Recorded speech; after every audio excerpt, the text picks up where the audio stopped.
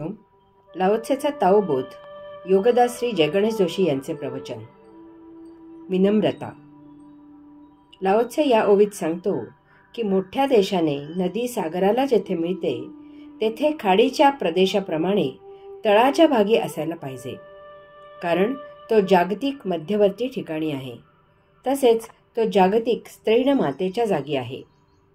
सागर नदीच्या पातळीपेक्षा खाली असतो.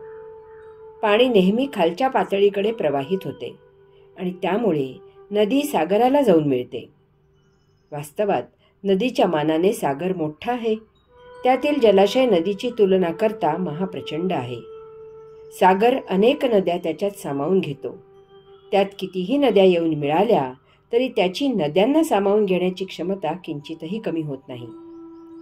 तरीही सागर नदीपेक्षा खालच्या पातळीला वास्तव्य करतो. यात असाही मुद्दा आहे की सागराला सदा भरून राहण्यासाठी अशा नद्यांची सागरालाही आवश्यकता आहे. यात नदी आणि सागर अशा दोघांचेही भले आहे. सागर आणि नदी यांचे अशा प्रकारे रूपक वापरून लाओत्से येथे मोठे आणि लहान देश यांचे नातेसंबंध कसे असावेत ते सांगत आहे. त्यासाठी त्याने येथे 3 मुद्दे सांगितले आहेत. 1. मोठ्या देशाने नदी सागराला जेथे मिळते तेथील खाडीच्या प्रदेशाप्रमाणे तळाच्या भागी असायला पाहिजे. देश मोठा असला तरी त्याने त्याचा अहंकार न बाळगता लहान देश हे आपले धाकटे भाऊ आहेत अशा प्रकारे त्यांच्याशी व्यवहार केला पाहिजे. प्रादेशिक असमतोलामुळे सर्वच बाबतीत फरक असतो. मनुष्यबळ, कच्च्या मालाची उपलब्धी, जमिनीची उपलब्धी, नैसर्गिक वस्तूंची उपलब्धी, संरक्षणाच्या दृष्टीने असलेली ताकद इत्यादी असे अनेक मुद्दे आहेत की ज्यामुळे मोठा देश लहान देशांच्या मानाने फार अल्प काळात सहजच प्रगती करू शकतो. मोठा देश कोणतीही गोष्ट विपुल प्रमाणात निर्माण करू शकतो. अर्थव्यवस्थेच्या दृष्टीने मोठ्या देशाचे उत्पादन हे नेहमीच स्वस्त असते. त्या मानाने लहान देश प्रगती करताना मागे पडतात. लाओत्से सांगतो की असे असले तरीही मोठ्या देशाने लहान देशाला तो लहान आहे म्हणून कमी लेखू नये. मोठ्यांना अशा लहान देशांचाही भरपूर उपयोग असतो. यास्तव त्यांचा योग्य तो मान राखून मोठ्या देशाने स्वतःकडे कमीपणा घ्यावा. 2. कारण तो जागतिक मध्यवर्ती ठिकाणी आहे. जगाचा समतोल राखायचा असेल तर मोठ्यांनाही लहानांची गरज आहे. मोठ्यांनी उत्पन्न केलेले कोणीतरी खरेदी करायला पाहिजे, अन्यथा त्या उत्पादनाचा काय उपयोग? अशा अनेक लहान देशांची अर्थव्यवस्था मोठ्या देशांवर अवलंबून असते. याचाच दुसरा अर्थ असा आहे की मोठ्यांचीही अर्थव्यवस्था लहानांवर अवलंबून असते. 3. तसेच तो जागतिक स्त्रैण मातेच्या जागी आहे. याचा सखोल विचार करून मोठ्या देशांनी लहान देशांचा स्त्रैण मातेची जागा घेऊन सांभाळ करावा, संगोपन करावे, त्यांना प्रगती करण्यासाठी मार्गदर्शन करावे, मदत करावी. आपत्काली संकट निवारणासाठी धावून जावे. महत्त्वाचे म्हणजे त्यांना आपापसात सद्भाव बाळगायला मदत करावी. स्त्रैण शक्ती मौन.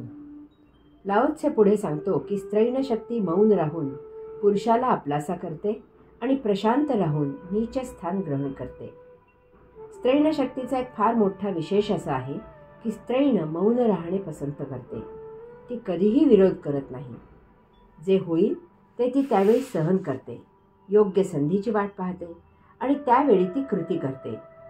तिला अमर्याद सहनशक्ती आहे. ती योग्य वेळेची कितीही वाट पाहू शकते, अगदी जन्मभरही वाट पाहू शकते. परंतु अयोग्य वेळी आणि अयोग्य स्थळी ती कधीही कृती करत नाही. यासाठी ती शांत प्रशांत असते.